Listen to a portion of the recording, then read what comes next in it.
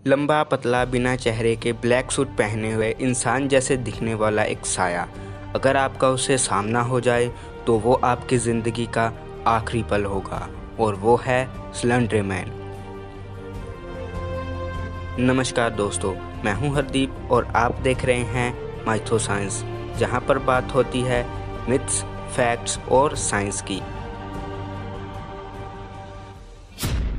Slender man, जिसे लोग internet monster के नाम से भी जानते हैं, अगर आपने उसके बारे में जानने की कोशिश की या इवन उसके बारे में सोचा भी तो ये उसके लिए आसान बना देगा आपको ढूंढना और अपना शिकार बनाना।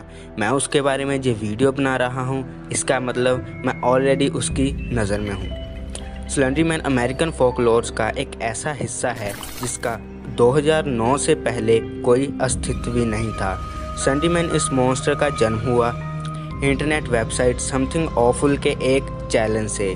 जून 8, 2009 समथिंग ऑफुल फोरम ने इंटरनेट पर एक चैलेंज पोस्ट किया जिसमें लोगों को साधारण फ़ोटोज़ को कंप्यूटर सॉफ्टवेयर की मदद से क्रीपी लुकिंग और रहस्यमय तस्वीरों में बदलकर इंटरनेट पर पोस्ट करना था, जिसमें लोगों ने अपनी क्रिएट की हुई तस्वीरों को अपलोड किया।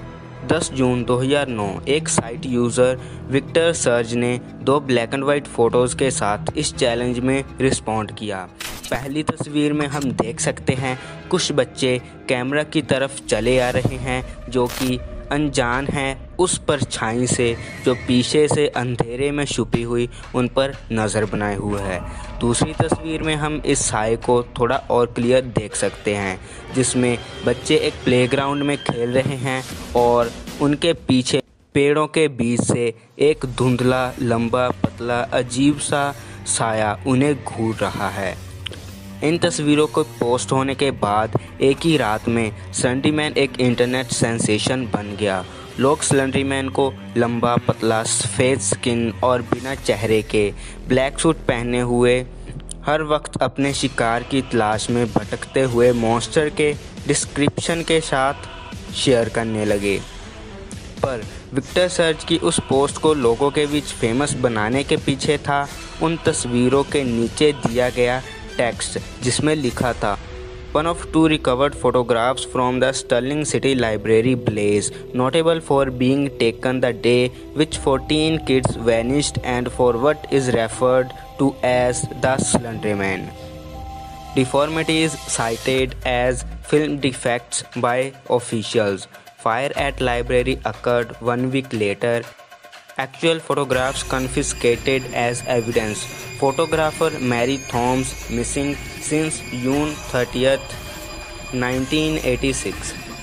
स्लेंडर मैन का जन्म हुआ उन शब्दों से। लोग इस न्यूबॉर्न मॉन्स्टर पर कूद पड़े और स्लेंडर मैन अब डिजिटल बैरियर्स को तोड़कर बुक्स, फिल्म्स और वीडियो गेम्स तक पहुंच चुका था।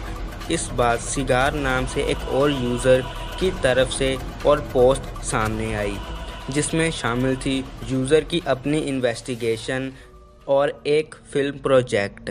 कुछ दिनों बाद इस फिल्म प्रोजेक्ट को मार्बल हॉर्नेट के टाइटल के साथ यूट्यूब पर अपलोड किया गया, जिसमें फीचर था स्लेंडर मैन से इंस्पायर एक मॉन्स्टर जो कैपेबल था मैनिपुलेट करने में डिजिटल वीडियोस, ऑडियोज और किसी भी जिंदा चीज़ के दिमाग को, जिसे लोग आज भी एक सच्ची कहानी मानते हैं और वो सीरीज़ मॉन्स्टर का एक अहम हिस्सा बन चुकी है।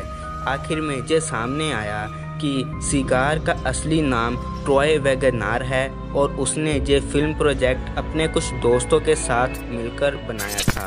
पर फिर 2014 में वो हुआ जिसने स्लेंडर मैन की सच्चाई और कल्पना के बीच की लाइन को मिटा दिया। 2 चौंका देने वाले हादसे, 12 साल की एक बच्ची की दर्दनाक तरीके से हत्या और 2 लड़कियां जिन्होंने अपने ही एक दोस्त को मारने की कोशिश की ताकि वो स्लेंडर मैन का ध्यान अपनी तरफ खींच सके। इन हादसों ने स्लेंडर मैन को न्यूज़ और प्रिंट मीडिया के ज़रिए घर घर तक पहुंचा दिया और अब ये नाम हर घर में सुनाई देने लगा। इसके बाद स्लेंडर मैन को देखे जाने के किस्से बढ़ने लगे और ये अजीब लूप बन चुका था। जितना ज़्यादा उसे देखा गया उतना ही वो फेमस होता गया और जितना ज़्यादा वो फेमस हुआ उतना ही ज़्यादा उसे देखे जाने के किस्से भी बढ़ने लगे। अब लोगों ने स्लेंडरमैन की तरह कपड़े पहनकर जंगलों में उसके शिकार पर जाना शुरू कर दिया, जो कि एक ट्रेडिशन बन गया। तब विक्टर सर्ज लोगों के सामने आया और उसने ये एडमिट किया कि स्लेंडरमैन सिर्फ उसके दिमाग की एक क्रिएशन है, जिसे उसने अपने डर और कुछ ऑनलाइन सोर्सेज जैसे paid paper, man in black, Jack Skellington और फैंटम फिल्म के टॉल मैन से इंस्पिरेशन लेकर बनाया था। और उसने इस मॉन्स्टर की आगे की कहानी के खाली हिस्सों को लोगों पर छोड़ दिया भरने के लिए। इसके बाद भी कुछ लोग ये दावा करते हैं कि स्लेंडरमैन किसी के क्रिएशन नहीं बल्कि एक प्राचीन जीव है, जिसका जिक्र जर्मैनिक, इजिप्शियन और नॉर्स के प्राचीन पुराणों में भी मिलता है, और वो आपके सोचने समझने की ताकत को ख़त्म कर सकता है और आपकी रूह को आपके जिस्म से अलग। और इसके प्रूफ के लिए वो इन तस्वीरों का इस्तेमाल करते हैं, जिसे 16th सेंचुरी का कहा जाता है। पर सच तो ये है कि स्लेंडरमैन 2009 के उस अजीब से चैलेंज से पहले एग्जिस्ट ही नहीं करता था, और ये फ़ोटोज़ आर्टिस्ट डेंस मैकबरा की बनाई हुई कुछ ओरिजिनल तस्वीरों को डिजिटली मैनिपुलेट करके बनाया गया है। तो क्या रीज़न है कि स्लेंडरमैन लोगों के बीच इतना पॉपुलर हुआ और लोग आज भी उसे एक सच मानते हैं? तो स्लेंडरमैन की ह्यूमन लाइक बॉडी और ब्लैक सूट उसे हमसे फेमिलियर बनाता है, और उसकी सफ़ेद स्किन और फीचरलेस फेस उसे किसी दूसरी दुनिया से होने का एहसास दिलाता है। और यही रीज़न है कि हम उसके बारे में पूरी तरह जानते हुए भी इसे एक सच मानने पर मजबूर हो जाते हैं। आखिर में मैं कहूँगा कि स्लेंडरमैन हमारे ऐतिहासिक और मिथहासिक कहानियों को देखने के नज़रिए को पूरी तरह बदल देता है और उनकी सच्चाई पर एक सवालिया चिन्ह छोड़ देता है, क्योंकि आज के इस वक्त में अगर आपको एक मिथ और लेजेंड क्रिएट करना है तो आपको बस ज़रूरत है एक क्रिएटिव माइंड और इंटरनेट कनेक्शन की।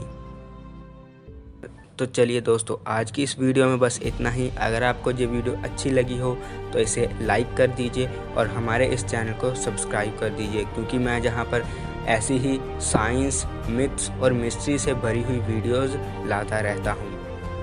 और अगर आप गेमिंग में इंटरेस्ट रखते हैं तो मैंने नीचे अपने दूसरे चैनल का लिंक दिया है, जहां पर मैं अपने कुछ गेम प्लेस डालता रहता हूं, तो आप उस चैनल को भी विज़िट कर सकते हैं। तो चलिए दोस्तों, आज के लिए बस इतना ही।